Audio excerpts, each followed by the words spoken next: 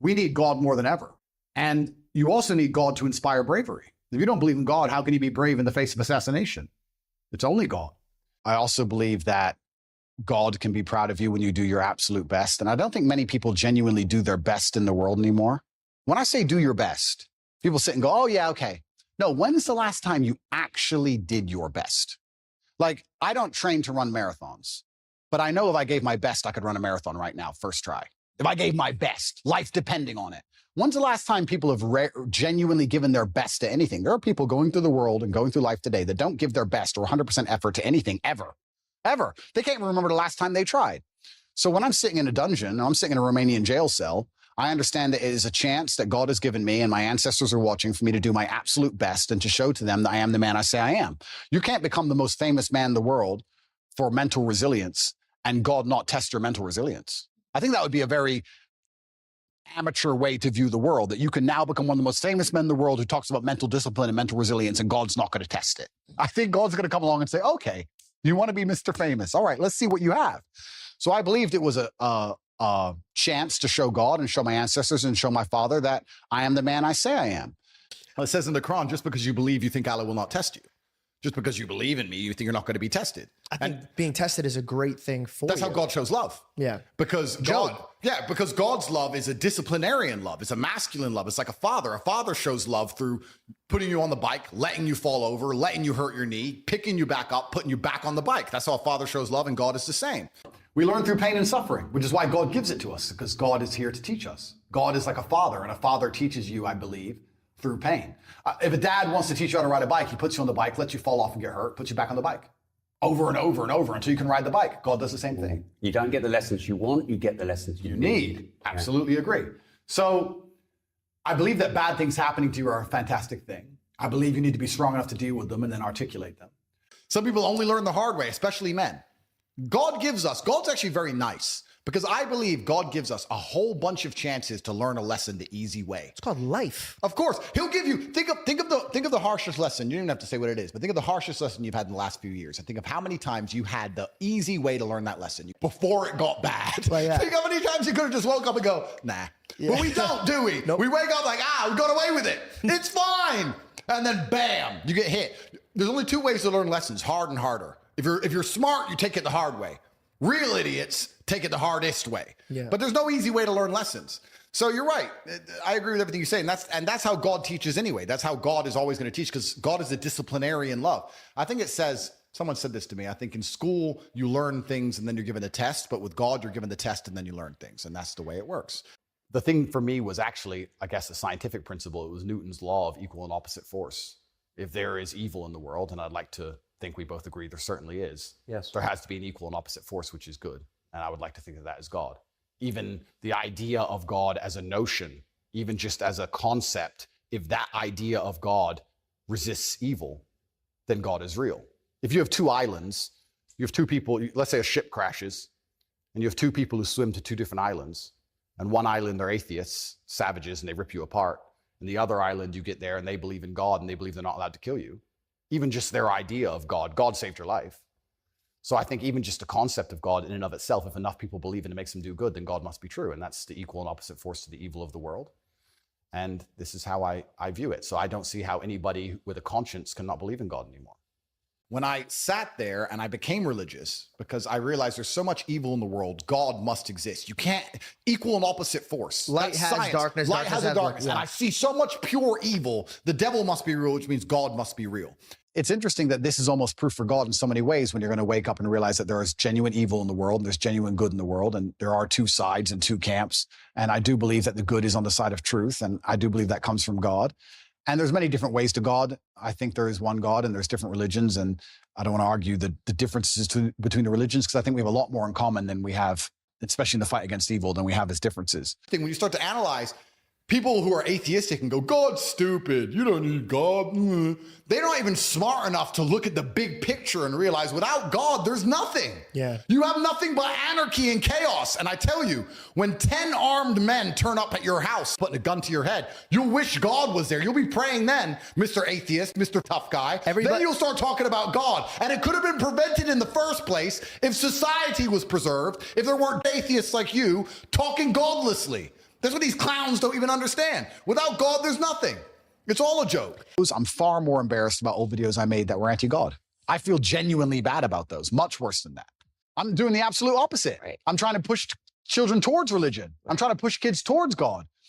And I feel like Christianity's lost a lot of its presence in recent times. And that breaks my heart. I'm a Muslim now, but that breaks my heart because people of the book are people of the book, and we need more God, not less God. And I don't care what God you worship, if you worship God and you're a good person.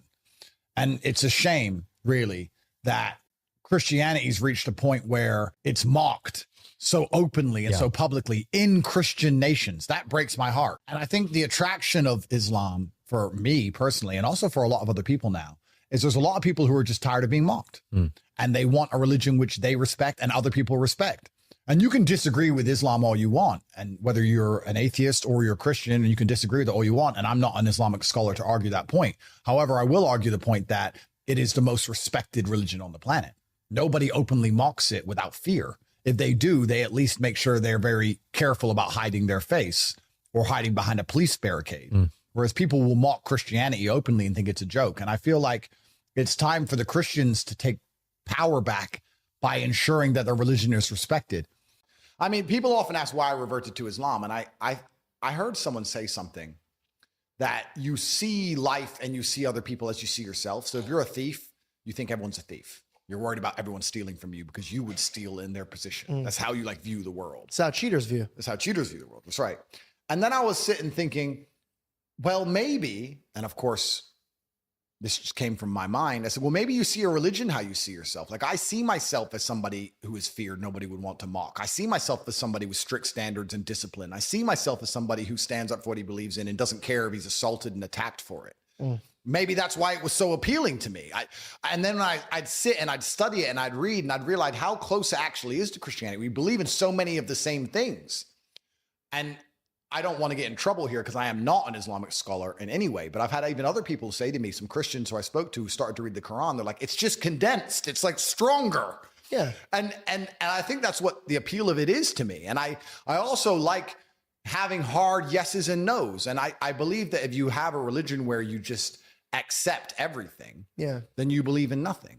There has to be a line. In life, there has to be a line that you won't let someone cross. And with God, there should be the same. And my only concern with Christianity, and I argued this with my brother at length, is if God will really, truly forgive anything, if he'll truly forgive you doing the most heinous acts you can possibly think of, and you repeatedly do them, and you won't learn your lesson, and you'll do them over and over again, and even Christians themselves won't ostracize you, is that too far? Is that too much freedom? But in general, if you look at most Christian countries in the West, it's insane. A man just got charged with a hate crime for removing the head of a devil statue that Satanists had put inside a church. And he took the head off it, and he is being charged with a hate crime. Him! In a Christian country, Christianity has lost all of its merits as a religion. If you do not have strong parameters of what is right and what is wrong, and if you're afraid to say them, go to a Christian and say, is homosexuality allowed? Do you agree with it? And they're going to pussyfoot around the question. They're going to say, well, you people can make their own choices. God loves everyone. The Bible says no. The Quran says no. You're homophobe. The Quran says no. Done. I'm not going to be part of a religion or adhere to a religion that doesn't have strict beliefs, because then it's not a religion anymore. If you tolerate everything, you stand for nothing. So there's only Islam left. Now, I'm not going to insult Christians. I believe there's one God, and I believe the different religions are perhaps different languages to say the same thing. You can say coffee cup in German, you can say coffee cup in English, but it's still a coffee cup. There are different ways to say the same things. But Islam is so much stricter, it's so much more respectable. You can feel it. So if you truly believe in God, I don't see how you could not want to be a Muslim. I don't see how you can feel any pride in being a Christian. And that's why I reverted.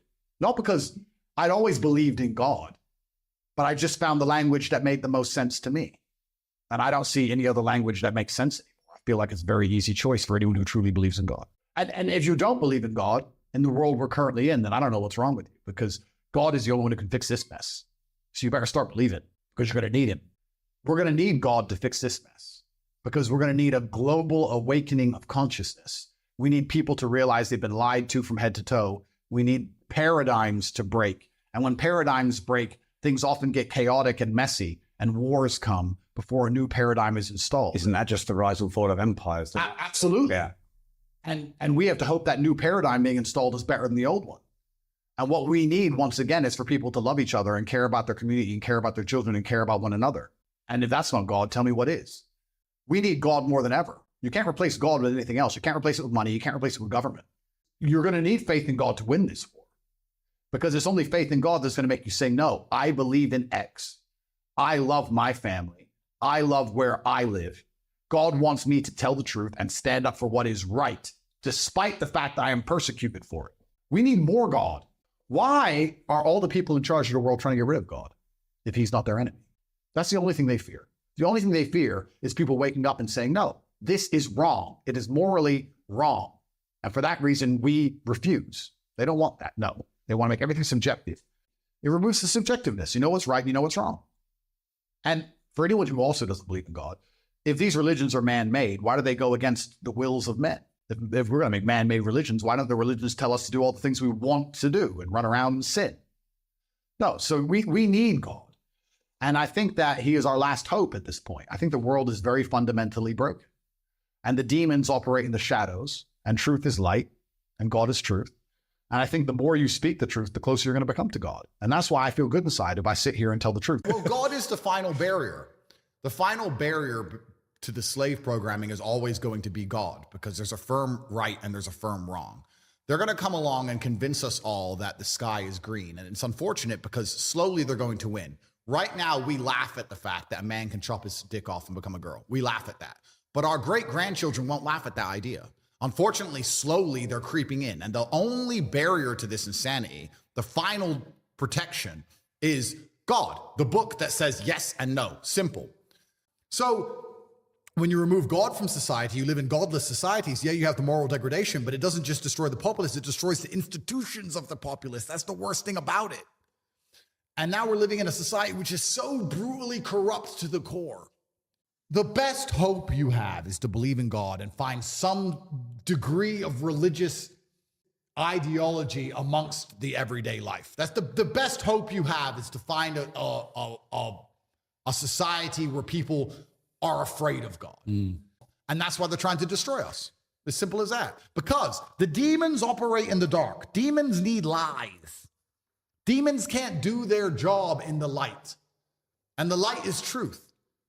God is light. God is truth. If you tell the truth, if we have a battlefield, a playing field of truth, they can't do their snakery and their lies. They need deception. They require deception. That's not a man, that's a woman. The sky is green. They need all this garbage so that they can keep you in your slave box. Only God is going to get to a point where he says, it doesn't matter how much you pay me. It doesn't matter what you make me believe. It doesn't matter what the AI machine does. It doesn't matter how you've psyoped me and indoctrinated me. It doesn't matter how long you've been trying to convince me this is true. I know that my holy book and the God I believe in says this is wrong, so I refuse to believe. Only God is the final barrier to the absolute slave mind insanity, which is why they fear God, which is why they don't want to teach children about religion. You talk about God and we talk about faith. To be a disciplined religious person, the word is discipline. It requires discipline. It takes discipline to read the Bible. It's not going to be screaming kids. It's not going to be flashing images. It's not going to be as entertaining as a stream with 30 naked girls. No, you're going to have to sit down, pay attention, read, focus, reflect, try and find the lesson in the parable, get confused, read it again, ask for help. You're going to have to study. That takes discipline. Most of these children today are so messed up from TikTok, they can't even focus on one page of a book, any book, because all they do is scroll. As we're destroying the new generation and removing their ability to focus on anything, removing their ability to be disciplined, you're taking them from God. I think that God should be feared. I believe that God should be feared. I fear God. It's one of the only things I fear.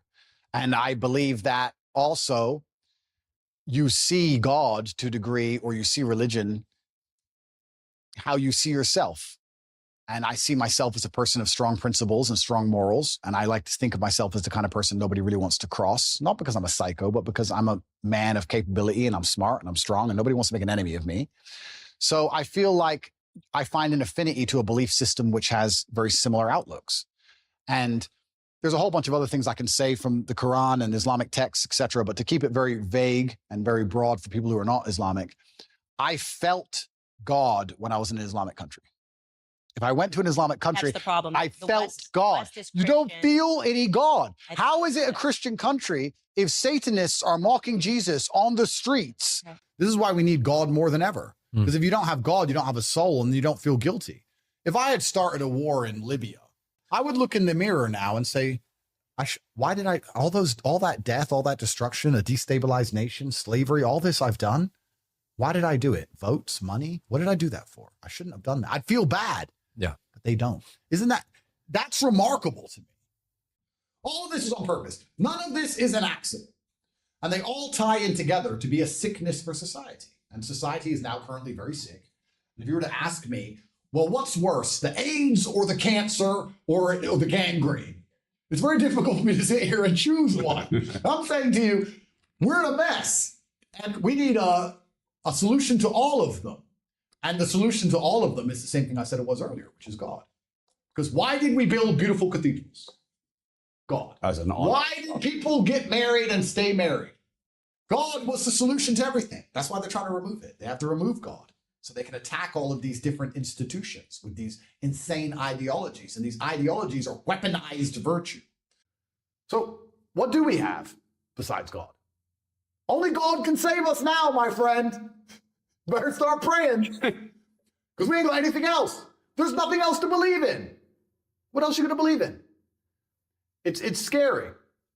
If you believe in God, you're not going to worship your wife. You're going to respect your wife. You're going to do your very best to do good by her. But you worship God. You're not going to allow a woman to trounce all over you. You're going to be like, no, sorry, we live godless. We live within certain boundaries within this house, and we're a religious household, and you're not going to do that. Otherwise, we're not going to be together anymore. This is how it works. We're a religious household. Yep. But everybody worships something. Yeah. By talking about being an atheist, you think you're just showing the world how smart you are and that nothing's above you. But it's absolutely not the opposite. You're worshiping fame. You're worshiping clicks, likes, money, some other person, some human. It's garbage. Am I going to give up?